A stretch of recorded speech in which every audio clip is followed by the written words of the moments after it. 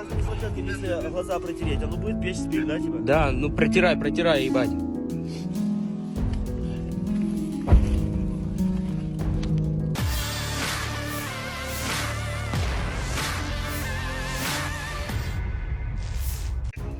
Pada Kamis, 4 Januari 2024, sebuah video di media sosial Telegram ramai menjadi perbincangan hangat warganet.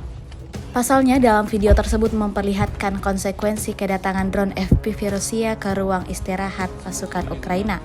Angkatan bersenjata Ukraina benar-benar tak memberikan kesempatan untuk pasukan musuhnya bisa bertahan hidup, seperti yang terlihat pada rekaman.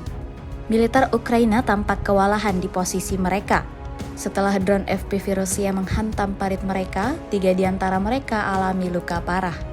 Peristiwa yang berlangsung di wilayah Kremenaya ini diklaim Rusia merugikan pasukan Ukraina.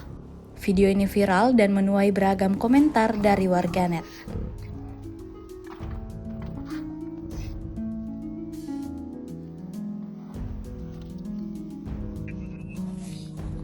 Нас не смотрят, если глаза протереть, оно будет печь спирт, да, типа? Да, ну протирай, ебать.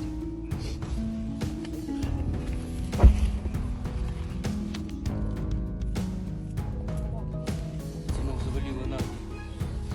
Взрывается. Блядь, дроны летают, нахуй.